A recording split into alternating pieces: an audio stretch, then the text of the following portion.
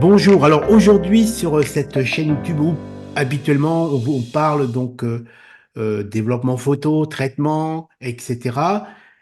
Aujourd'hui on va parler d'autre chose puisqu'on va aller directement à l'essence même de la photographie, donc avec un projet qui me tient particulièrement à cœur, qui tient aussi à cœur de beaucoup d'autres personnes. C'est un projet donc de livre, on est d'accord, Monsieur Jamesville?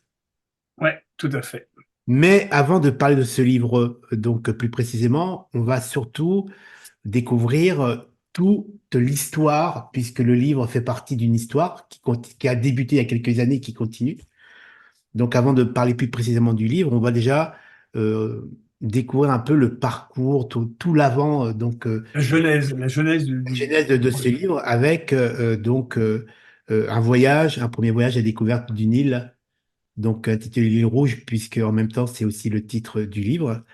Et ensuite, plusieurs voyages, plusieurs belles rencontres et aussi un grand projet personnel et humanitaire qu'on va aussi découvrir. Monsieur James, je vous présente donc Monsieur James. Comment allez-vous?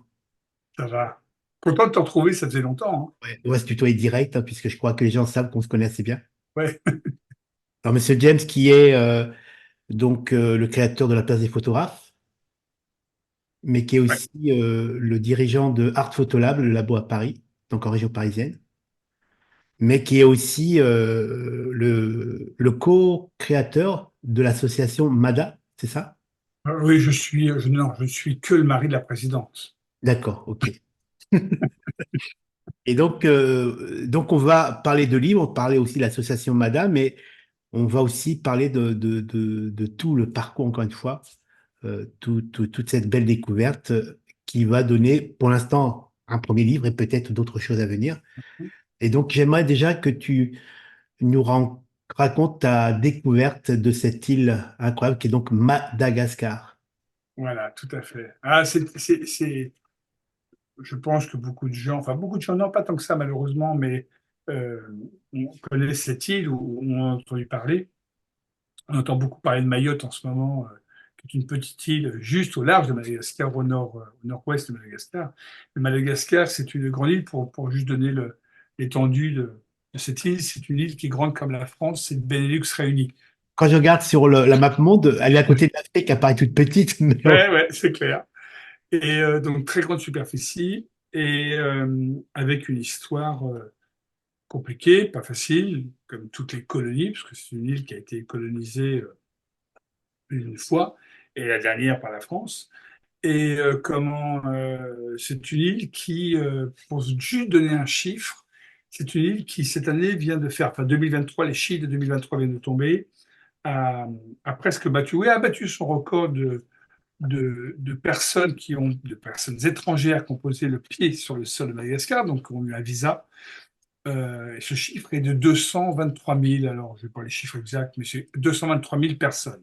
C'est ce que reçoit la Baule sur un été. Et là, on parle bien d'un pays qui est grand comme la France et le Benelux réunis. Donc vous voyez, c'est très très peu, c'est l'équivalent de 700 avions de 300 places sur l'année. Donc c'est deux vols par jour, même pas. Non, voilà, non, mais c'est ridicule.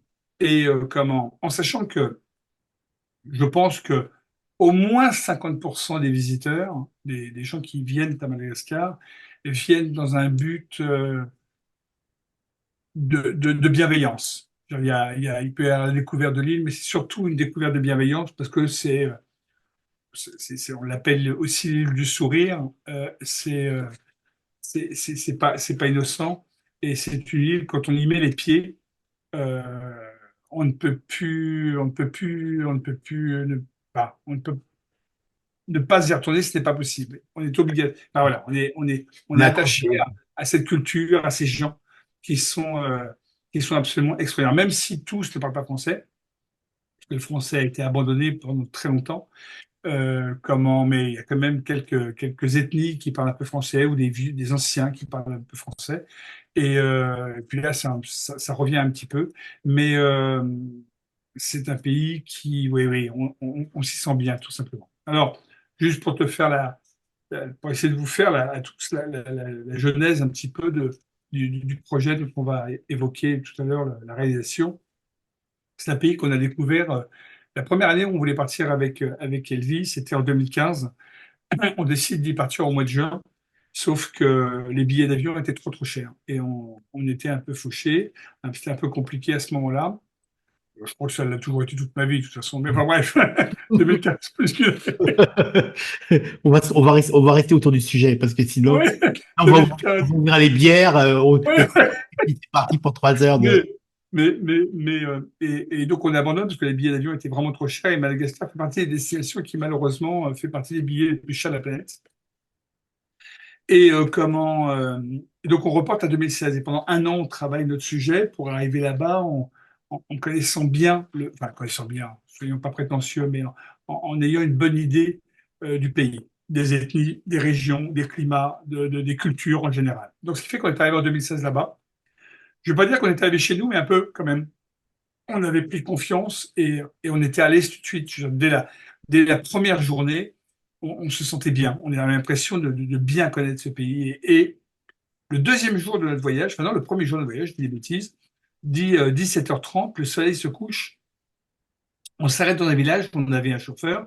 On n'avait pas le droit de conduire sans chauffeur quand on n'est pas résident sur place. Euh, on descend dans le village et puis je fais deux, trois photos de ce soleil chaud qui se couche dans les rues un peu terreuses. Et une dame nous accoste et nous dit qu'est-ce que vous faites? Qu'est-ce que vous faites? Et là, je me retourne très simplement et je lui dis bah, écoutez, on fait quelques petites photos, on découvre Madagascar, on arrive, c'est notre premier voyage. Euh, et, elle, et elle se présente, c'était Madame le maire et Véronique, qui se met à nous parler de son village et à nous présenter son école. Et voilà comment est né cet amour pour Madagascar dès le deuxième jour, simplement pour une rencontre, une dame qui vient nous voir. C'est-à-dire qu'à partir de ce moment-là, tu savais déjà que tout avait changé. Et c'est incroyable. Et ce qui est fou, c'est qu'on allait là-bas absolument pas dans l'option, dans l'idée d'organiser des workshops, hein. C'était vraiment d'y aller, nous, en découverte, voilà, avec Elvie. Et de là, on savait que il fallait que tous les ans on revienne. Je ne sais pas pourquoi, ça s'explique pas. Et ce soir-là, avec Elvie, on se couche et on se dit, l'histoire ne fait que commencer. Et on donne rendez-vous à Véronique, on lui donne rendez-vous l'année prochaine, on lui dit, Véronique, nous serons là l'année prochaine. Euh, Elle nous avait demandé un coup de main pour l'école, une grande école. Elle nous a dit, si vous pouviez m'apporter des fournitures scolaires, ce serait génial pour les gamins. Et c'est là qu'on apprend que les gamins font des fois des 10-15 km par jour à pied pour aller à l'école, que les enfants malgaches sont extrêmement disciplinés et sont accros aux études, parce que c'est un privilège hein, d'aller à l'école là-bas. Je ferai juste une aparté qui est importante, qu'il faut que tout le monde retienne, c'est que le savoir, c'est apprendre à se battre dans la vie. Quand on a du savoir, on réfléchit on peut combattre ses idées, on peut se battre pour ses idées et s'opposer à des choses. Le gouvernement malgache c'est un pays qui est quand même géré d'une façon un peu différente d'une autre. Et on ne fera pas de politique, et on n'en parlera pas. Je ne veux pas m'en mêler, je ne suis pas là pour ça. Mais toujours est-il que l'éducation n'est pas la priorité, puisque si l'éducation était la priorité, il y aurait plus de gens qui seraient peut-être en contre-pouvoir et qui pourraient Ouais. euh, se rebeller sur des choses qui ne vont pas. Donc, les études, c'est un petit peu mis de côté. Et d'ailleurs, le français est redevenu une des langues principales, puisque les matières principales comme l'histoire, la géo, les maths et le français, bien entendu, sont enseignées en français, mais par des profs qui ne parlent pas forcément français. Donc, c'est pour donner un peu les... voilà, Donc, c'est comme ça qu'est né ce premier contact et on s'est dit, l'année prochaine, on revient, mais on revient avec des choses pour les enfants, enfin, pour la scolarité, parce qu'on était déjà arrivé là, ce premier voyage avec beaucoup de choses, mais c'était plus des vêtements, c'était des casquettes, des choses comme ça, c'était plus des jouets. On arrive avec des valises et d'énormément de cadeaux, parce qu'on connaît plein de gens, et on achète, avec toutes nos actions que l'on fait tous les ans, on achète sur place. C'est-à-dire on passe nos commandes, tout ce qu'on a, fournitures scolaires, stylos, crayons, on achète sur place. D'abord parce que ça coûte moins cher, ça fait vivre l'économie du pays, ce qui est quand même assez malin. Enfin, assez malin. Excuse-moi, c'est pas pour moi que je dis ça, c'est simplement que on fait tourner l'économie et l'argent dans Il y le a une pays. logique. Il y a une logique. Voilà, c'est une logique de fonctionnement. Et puis, voilà. Et puis nous, on arrive avec des choses qu'on a. Genre là, Elvis, ça fait déjà un mois qu'elle commence à acheter des bricoles à droite, à gauche, des peluches, des machins. Et on part avec chacun 46 kilos de bagages. Donc, donc à deux déjà, on a 96 kilos, 92 kilos de fringues. Donc, euh, donc voilà. Donc ça, c'était en 2016, Antonio. Voilà, c'est comme ça que ça a commencé.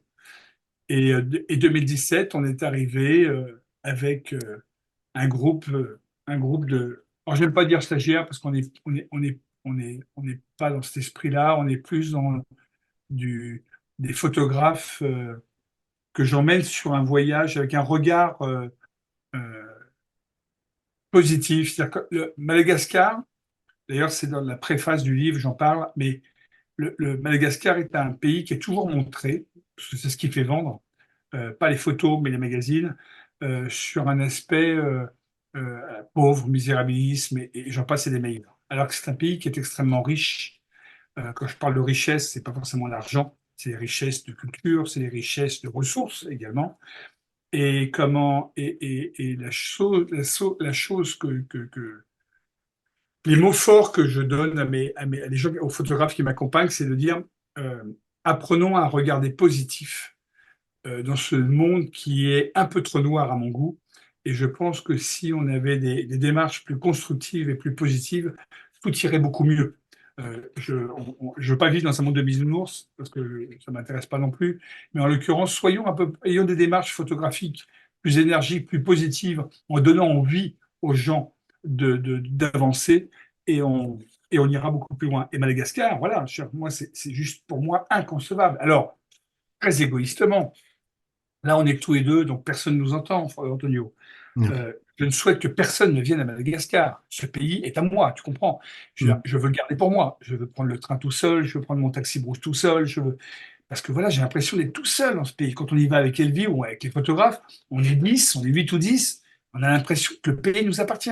Donc les capacités d'accueil n'y sont pas, hein, mais ils pourraient l'être. Mais en même temps, je me dis que si on n'est pas là, si on n'y va pas, c'est une catastrophe.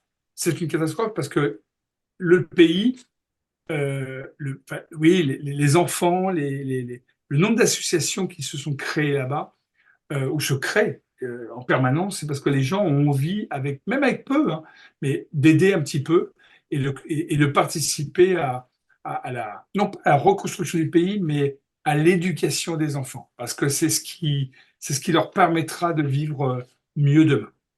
De toute façon, je pense que moi, l'image que j'en ai de Madagascar, c'est authenticité. Même si c'est un pays qui est un peu en galère, ils ont gardé quand même une âme que tu ressens peut-être, parce que j'ai jamais été. Mais je pense que c'est les gens qui vont là-bas, ils n'y vont pas que pour les paysages, ils vont pour la culture, les gens, ils y vont un peu pour tout. C'est un package Ah, c'est tout à fait. Ouais. qu'il faut préserver à tout prix, quoi, parce que voilà, on sait très bien que le tourisme, voilà, moi je voyage beaucoup par mon métier et il y a des endroits que je n'irai plus jamais de ma vie parce que j'y étais une fois parce que je devais y aller parce que voilà, mais j'étais écœuré par, voilà, je prends les cinq terres par exemple en Italie Ouais. et plus jamais de ma vie, plus jamais. Mais voilà. Mais tu as Imagine ramené des à photographies, vouloir sinon je monter serais dans parti. le fameux petit train qui fait Hein. les cinq terres et pas pouvoir monter pire qu'un métro à Paris, quoi. Mais ouais, c'est ça. Ouais, Donc c'est clair. il faut quand même essayer de préserver des petits paradis, Hein. tout en, comme tu dis, il faut pas non plus les oublier, mais il faut trouver Ouais. un juste équilibre et c'est pas facile. Ouais, alors c'est compliqué, mais Madagascar est un pays unique au monde. Hein. Il fait partie d'après l'OCDE, hein, attention, je veux dire, c'est pareil, c'est ces technocrates qui régissent le monde et qui mettent des chiffres et des classements me prennent un peu la tête. Mais ont classé Madagascar parmi les 5 pays les plus pauvres au monde. Alors, ils gagnent pas tout le temps, ils sont quatrième, cinquième, ils n'arrivent pas forcément à la première place. C'est- le problème, c'est que c'est un regard euh, de gens d'occidentaux qui ont l'habitude d'aller aux toilettes sur du Jacob de Lafont. Donc, en effet, je veux dire, les modes de vie ne sont pas du tout les mêmes. Donc, les référentiels ne sont pas du tout les mêmes. Donc, c'est facile de classer la pauvreté du monde comme ça. Tiens, moi, pour rebondir dans ce que tu dis là, j'étais au Cap-Vert Hmm. Ouais. initiale. Et bon, c'est un pays qui est une ancienne colonie portugaise qui galère un peu. Mm, Et moi, je suis arrivé, voilà, tu sais, tu connais ma philosophie, hein, je suis très ouvert, mm. très, tu vois, et j'ai discuté avec une dame, ça, parce que je parle portugais couramment et Cap-Vert parle portugais, on a fini par discuter. Et on a commencé à parler un peu des problèmes d'argent. Et elle m'a juste dit une phrase qui m'a particulièrement bouleversé. Il dit, vous savez, l'argent, il ne manque pas parce qu'on a appris à vivre sans, C'est ça, c'est exactement ça. Ouais, complètement. Mm. simplement. Tout à fait. Non, mais c'est ça. Voilà. Je crois que tu as résumé exactement cette philosophie de beaucoup de pays. Alors attention, hein, je suis pas, on n'est pas en train de dire non plus qu'ils roulent sur l'or. C'est simplement qu'ils vivent différemment de nous. Et je serais bien incapable de vivre comme eux. Mais par contre, je suis épaté, sidéré de la façon dont ils apprennent à mieux vivre que nous avec 10 000 fois moins de choses que nous. Ouais. Et ça nous remue, ça nous met à l'envers à chaque fois parce que tu vois les enfants, d'ailleurs, dans le livre, on découvre un petit peu tout ça, mais on voit comment ils jouent, comment ils vivent et comment ils s'amusent et comment ils sourient en permanence. Tu te dis, c'est juste pas croyable. On a perdu ces sourires. C'est-à-dire, quand Mm. tu rentres dans une classe, que tu as 98 gamins, Antonio, 98 gamins, que tu rentres dans la classe, et que la maîtresse pose une question, et que tu en as 70 qui lèvent la main, mais tu n'as pas une mouche qui vole, tu entends les mouches voler, tu te dis, c'est juste pas possible, quoi. Ils sont à 4 sur les bancs de 2, les cahiers, ils se passent les uns sur les autres, les cahiers sont super bien écrits. C'est moi qui faisais le con par la fenêtre pour foutre le bordel. Donc, comment et dès que la maîtresse disait stop, c'était fini. 98 gamins dans la classe, Antonio. Ouais. Et pourtant, Donc, on est dans un autre monde, un autre monde, un autre monde. Donc, d'ailleurs, sur un cadre d'un échange qu'on a qui a failli être un projet, enfin, de créer un échange entre deux villes, un jumelage, voilà, chercher le mot. mhm. Euh, J'avais dit jamais je ne souhaiterais, jamais je ne veux que les enfants malgaches qui sont là-bas viennent en France. Par contre, qu'on emmène nos gamins français, qu'on les emmène découvrir Madagascar, mais pas l'inverse. Mm. Parce que je crois qu'on a beaucoup plus à apprendre d'eux que eux ont à apprendre de nous. Après toutes ces belles rencontres, ces voyages, etc., est née l'association MADA. Ouais, ensemble pour les enfants de Madagascar. Enfin, ensemble pour les enfants de Mada, exactement. Comment? Oui, parce que l'idée, c'était de.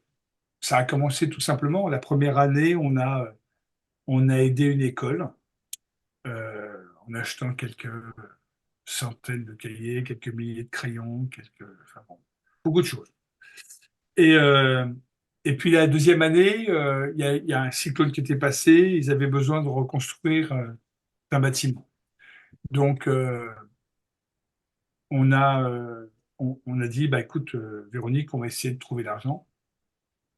Et on l'a trouvé. Alors pour la petite anecdote, en 2000, en 2017, en 2016, ouais, enfin, ouais, 2016, on rentre de Madagascar et je suis, c'est les azimutés du ZES pour le festival, m'appelle pour m'inviter pour reprendre l'exposition éventuellement une exposition que j'avais faite sur New York à la galerie Rastol. Et je réponds, non, non, cette exposition est au placard, je ne peux plus la sortir, elle est trop grosse. Et elle va sur une scénographie trop particulière. Je dis, mais par contre, on rentre de Bada, on a des choses à raconter et on a besoin d'argent pour financer nos projets là-bas. Et, euh, et, et ça tombait bien, c'était au mois d'août, et juste avant, on me propose d'aller à Arles, sur un lieu qui est devenu la place des photographes depuis. Ouais. Et en 15 jours, en 3 semaines, on a vendu 220 photos. Ah oui. Ouais, t'entends bien. Ouais. Et et ces photos, et ben, cet argent a servi à justement payer euh, les fournitures scolaires, le toit qui a été reconstruit, enfin, le toit dans tout. On a tout refait, les fenêtres, les portes, on a repayé tout le mobilier à l'intérieur, etc., le tableau. Et, euh, et puis d'année en année, on a tissé des liens avec d'autres lieux, dont un à Malacara, où on est tombé, donc dès la première année en 2016, on est tombé amoureux d'un gamin. Alors, c'est pas qu'on est tombé amoureux d'un gamin, je crois que c'est lui qui nous a choisis. C'est plutôt l'inverse. Et il nous a pris nos savates. On était sur la plage en 2016 et avec Elvie, on marchait. Et il a pris nos savates et il nous a jamais lâchés. Et ce gamin, année après année, nous a retrouvés. Et, euh, et aujourd'hui, on lui paye, on lui finance ses études. Et je suis toujours ému quand je parle de Dada parce que c'est quelqu'un qui, en fait, je crois qu'il est à l'origine de tout ce qui se passe aujourd'hui. Et on est tombé amoureux de ce lieu, comme tous les photographes qu'on emmène là-bas tombent amoureux de cette ville, de ce village, de cette ville. Et comment, qui est à l'embouchure du canal des Pangalan, plus au sud de Madagascar. Et, euh, et on décide en 2022, ouais, on parle d'un projet d'ouverture d'école là-bas, avec à l'hôtel Parthenay, avec le directeur, le patron de l'école, le patron de l'hôtel. Et je lui parle, je dis, putain, on aimerait bien ouvrir une école dans le village pêcheur, ils n'en ont pas. Et nous, on aide un gamin à la scolarité, mais on aimerait vraiment faire plus pour eux. Et et on parle un petit peu de tout ça. Voilà, on en discute, les bruits commencent à circuler dans le village. Et en y retournant en 2023, au mois de septembre, on,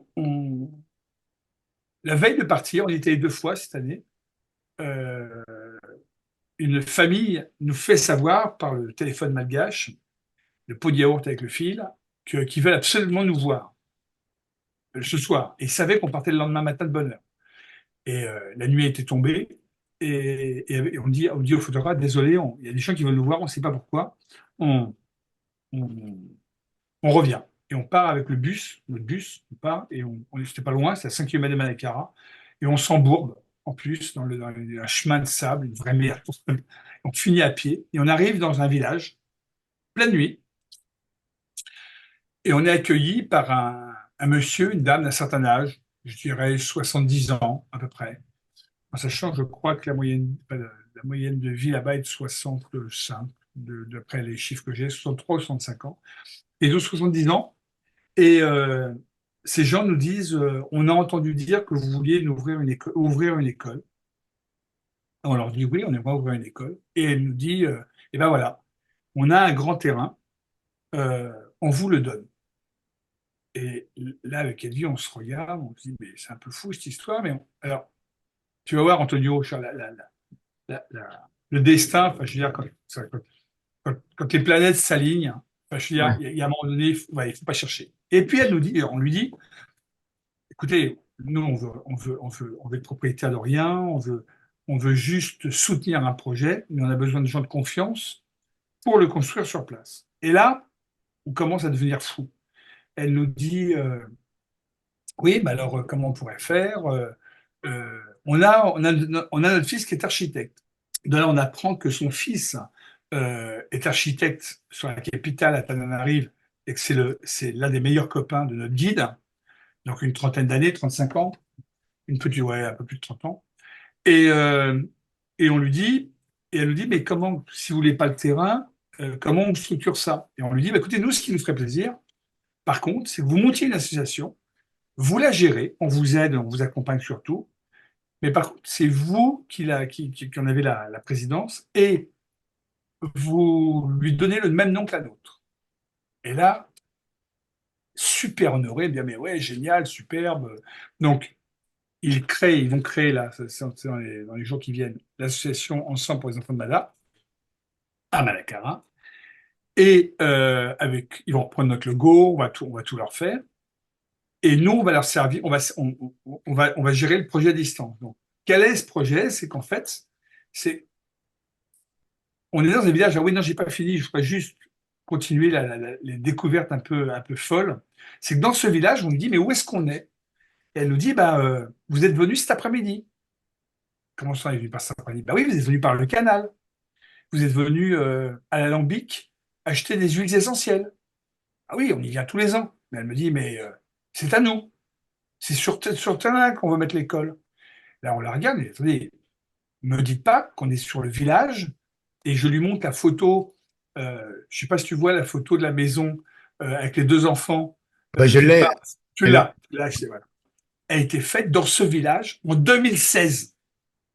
Le truc de dingue. C'est la toute première photo que vous avez faite. La toute première photo que je fais de ce village, presque une des premières photos que je fais à Mada, c'est cette photo-là.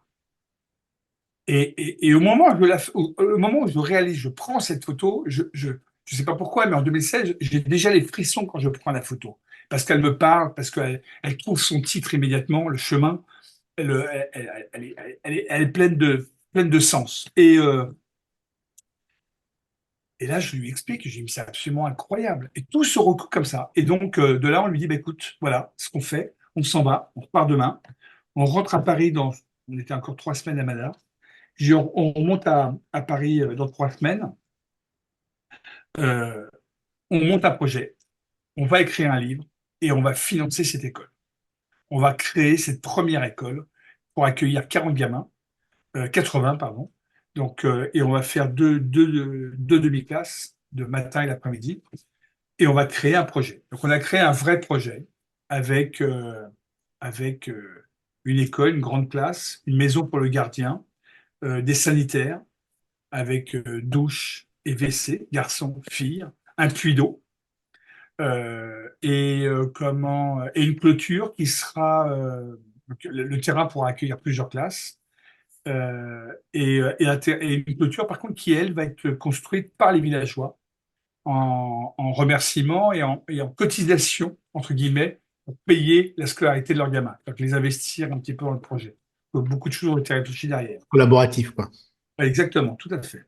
Participatif. Et comment Et de là, on a dit, bah, écoute, on va faire un livre. Donc là, les photographes n'étaient pas encore au courant. Et ça faisait quelques années avec Elvie, on a tellement de photos sur Madagascar qu'on voulait en faire en écrire un livre. Sauf que bah, quand tu as trop de photos, des fois, tu sais plus par où commencer. Parce que je veux dire, Ouais. voilà, c'est tellement riche qu'on ne sait pas par où commencer. Et, euh, et j'ai eu l'idée de proposer ça au premier groupe, c'est le premier workshop de l'année, et je leur dis, écoutez, voilà, j'ai une idée. On va écrire une correspondance photographique sur Madagascar. On va écrire un roman photographique à travers des chapitres, avec des thématiques. Alors ça, c'est fait en évolution et en réflexion. Tout le monde a plongé. Et l'idée, c'était d'unir nos forces. C'est-à-dire que c'était pas James et Elvira ou Elvira et James qui faisaient un livre, mais plutôt un pool de photographes qui se connaissent bien, d'amis, et ont envie de partager leur passion, leur regard, en sortant des chemins battus et surtout en sortant des clichés de la presse que l'on peut voir, et de raconter cette histoire. Donc on a raconté cette histoire dans ce livre qui devait faire à l'origine 128 pages et qu'en fait 180. Donc là, on rentre vraiment dans le vif du sujet, c'est le projet, ce livre-là, qui est le gros projet actuellement. Et, C'est le carburant du projet. ça. C'est le carburant du projet. Moi, ce que j'aime bien dans ce que tu me racontes, c'est qu'en fin de compte, au lieu d'utiliser vos photos, en plus, bon, Elvie et vous, et toi, vous avez deux visions différentes, puisque nous, on a pris deux photos de chaque. Et, euh, et ce qui est bien, c'est que au lieu d'utiliser vos photos avec un seul ou voire un double regard, le fait d'utiliser les photos de personnes qui ont découvert Mada avec vous à l'époque, c'est qu'en fin de compte, ce qui est intéressant, c'est qu'on a tous une vision différente sur la vie, Tout à fait. donc un regard différent sur la vie. Et donc c'est plutôt intéressant parce que ça va être très riche de visions, c'est-à-dire que sur un même lieu, sur un même voyage, on aura on aura la sensation d'avoir différents reporters entre guillemets. Ah oui, complètement, tout à fait. Ouais. C'est ça qui est très riche dans dans le projet du Ah oui, livre. et en plus, je le dis avec, tu sais comme moi que j'ai passé, voilà, j'ai plus de 40 ans d'images derrière moi, et ce qui n'en fait pas du tout un photographe de qualité, loin de là, hein. Mais simplement quelqu'un qui a un peu d'expérience et un peu de recul sur tout ce qu'il a vu. Ce livre est une véritable œuvre d'art, vraiment, parce que des photographes, on fait tous chacun de notre côté des expositions. Et là, on crée un livre à 10. On écrit une histoire à 10. Alors, juste pour la petite anecdote, c'est que pour écrire ce livre, sur les 7 chapitres, j'ai demandé des photos aux photographes et pour écrire la correspondance. Et j'ai fait pratiquement 1000 tirages de lecture. Enfin, je les ai fait faire, hein, c'est pas un photographe qui a fait ça. Mais 1000 tirages de lecture pour pouvoir composer ces histoires. Et ce qui est incroyable, c'est que en composant, je me suis fait aider de Stéphane Rio, qui m'a beaucoup aidé sur la partie écriture photographique. Et photo après photo, je me disais, mais c'est incroyable. Enfin, c'est pas un livre qu'on a de quoi faire, mais c'est une histoire, c'est une série. Donc, on va dévoiler le titre du livre, on va le dire. Alors, il est sorti, enfin, on commence à communiquer dessus. Ça va s'appeler L'île rouge en correspondance. On fait en correspondance avec un S et on fait référence à l'écriture du livre, c'est-à-dire comment le livre va fonctionner à l'intérieur. Et en fait, on l'explique avec, tu as 7 chapitres, 7 thématiques qui peuvent être, je ne donne pas les vrais titres, je ne les dévoile pas encore, mais on va aborder euh, la- l'île sourire, on va aborder la pêche, on va aborder l'artisanat, on va aborder la scolarité, on va aborder euh, les femmes, enfin, on va avoir voilà, 7 thèmes. Et ces 7 thèmes, c'est le thème générique. Et à l'intérieur, les photos se parlent, se répondent, mais se répondent. Encore, c'est pour ça qu'on n'a pas voulu faire un livre en couleur également. Hein. C'est qu'on l'a fait en noir et blanc pour travailler, ne pas tomber dans la facilité des correspondances. C'est que les correspondances, certaines sont très évidentes, d'autres sont beaucoup plus subtiles. Et parfois, entre 2 photos, il peut y avoir 5, 6, 7, 8 correspondances. Donc c'est un vrai dialogue entre images où les gens vont chercher les correspondances entre chacune des photos. Et chaque dernière photo de chapitre est enfin, apporte la première de la photo suivante. C'est-à-dire qu'en plus, dans une thématique différente, il fallait chercher une correspondance entre la dernière photo de la chapitre, d'un chapitre et la première du suivant. Voilà, les gens pourront. C'est un livre qui est fait pour ceux qui aiment la photographie, qui ont envie de découvrir Madagascar sous un autre angle, et puis pour les photographes qui ont envie enfin, qui espèrent retrouver dans ce livre des gens de l'image qui connaissent leur métier. Donc, toi, ça s'adresse un peu à tout le monde. Je voulais pas un livre élitiste, je voulais pas un livre d'auteur à la chasse à la belle image. Je suis pas péjoratif, mais voilà, je voulais quelque chose qui soit à la fois accessible et esthétique, et à la fois quelque chose de pointu, voire très pointu, pour ceux qui savent que j'essaie de ne pas faire les choses au hasard. Et voilà, donc c'est simplement se faire plaisir. C'est que c'est à la fois un livre qui se regarde, mais qui se lit surtout. Il y a un peu de texte hein, sur chaque tête de chapitre, Mm. mais il y a une véritable lecture entre chacune des photos. Et donc ce projet-là, pour l'instant, tu lances une participation, c'est ça? Ouais, alors en fait, voilà, parce que Alors concrètement maintenant, dis-nous concrètement. concrètement. Donc, en fait, créer l'école. C'est-à-dire que quand on crée un projet comme ça, c'est pas trouver un peu d'argent et puis ciao. Non. Là, on s'inscrit dans le très long terme. Donc, quand je dis dans le très long terme, c'est que on attaque le projet sur 5 ans au niveau des salaires. C'est-à-dire que tu ouvres une école à ces enfants. Si c'est pour leur ouvrir l'école pendant un an, tu sais, tu leur donnes un bout de chocolat et puis après, tu dis, hop, je te le Ouais. retire. Ouais. Non, c'est pas possible. Ils l'attendent. Je crois que le Ouais, financement par c'est un sont projet encore sur la difficile. durée, quoi. C'est un projet sur la durée. Donc, pour créer un projet sur la durée, donc ce projet, on peut le chiffrer, hein, on dévoile les chiffres, et grosso modo, il coûte à peu près 15 000 euros. Et pour récolter 15 000 de 35 000. 35 000 pourquoi? Parce qu'il nous fallait Répéter, ça a coupé ici. ouais, il nous fallait, donc Les 15 000. Après, il voilà. fallait 15 000, à peu près 15 à 17 000. et pour avoir 15 à 17 000 euros pour faire vivre le projet sur 5 ans, on va dire 3 ans, bien, comment on a monté le projet à 35 000. Pourquoi 35 000? Parce que pour faire vivre un projet comme ça, il faut du carburant. Et ce carburant, c'est le livre. Bah oui. Et ça nous permet, parce que tu veux, il y avait deux solutions. C'est où on allait à la chasse au don. Oui, on va retrouver, voilà, on a quelques relations, des copains. Allô, Antonio, tu peux me filer 100 balles? Tiens, James, je te file 100 balles. Le problème, c'est que c'est pas ça qu'on voulait. Parce que on avait envie de donner du sens à ce projet et pouvoir le faire vivre toute l'année. Et on va le faire vivre comment? À travers ce livre et une expo qu'on va créer, qui va être faite en plus avec une véritable histoire et avec un support que tu as derrière toi, et qui va raconter aussi Madagascar. On va pas On tout en dire en parlera plus. dans une autre On en vidéo. parlera de tout Faut en ça. parler parce que Ouais, Madagascar, c'est pas que des rencontres humaines, c'est des rencontres aussi un peu par hasard et qui génèrent des. ouais. C'est des trucs de fou, des trucs complètement dingues. Et donc, et cette expo avec ces 10 photographes, avec des extraits de correspondance et le livre, on va pouvoir faire vivre l'école, je l'espère, très longtemps. Et le but, il est là. Donc là, aujourd'hui, on a lancé un financement sur Helloasso. Et bah, je suis content. Bon, au moment où on se parle, bon, je sais que tu vas relayer l'information très vite parce que j'ai besoin de toi. Et je te remercie d'avoir répondu présent. Et avec Elvie, on est extrêmement touchés.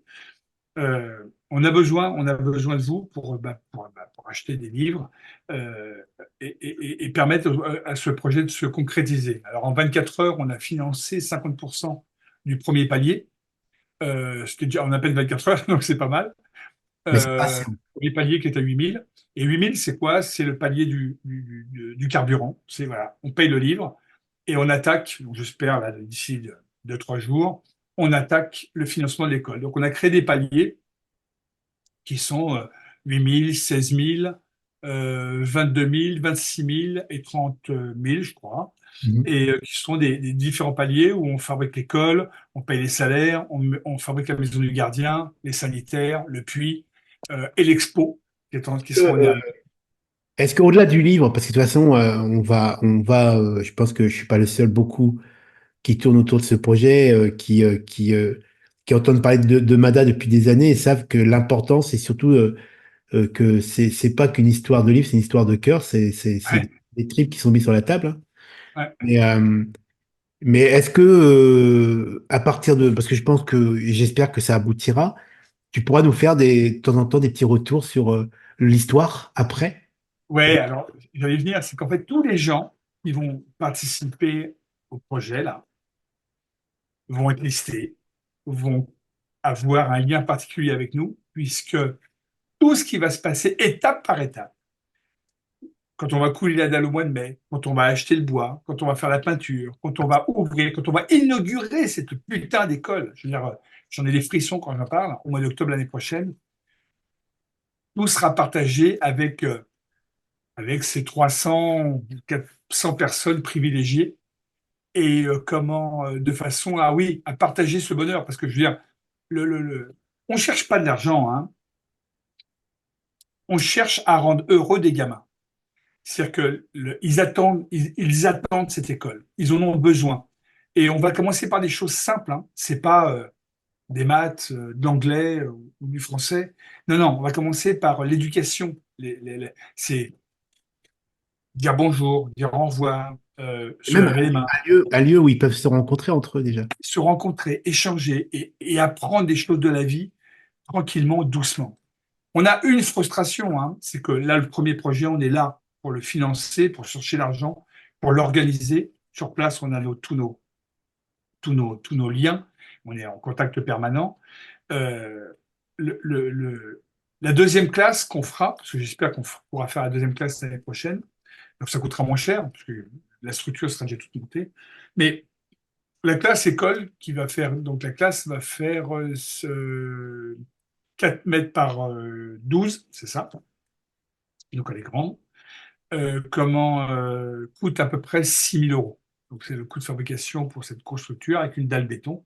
Alors, c'est vrai que par rapport à nos coûts de construction, chez nous en Europe, c'est pas vraiment la même. Comment qu'est-ce que j'allais dire? Oui, l'année prochaine, on veut absolument descendre là-bas un peu plus longtemps pour pouvoir construire cette école. C'est qu'on voudrait, là, nous, je parle d'Evie et moi, participer à sa construction. Parce que c'est une petite chose qui nous manque. Est-ce que tu montes une équipe pour ce voyage-là ou pas? Oui, oui, oui, bien sûr. Ouais, ouais, ouais, ouais. Ce sera un projet qui va. Ouais. On montrer une équipe pour ça parce que je veux dire, je crois que là, je crois que ce sera le Graal, vraiment le Graal. J'aimerais bien te demander un truc.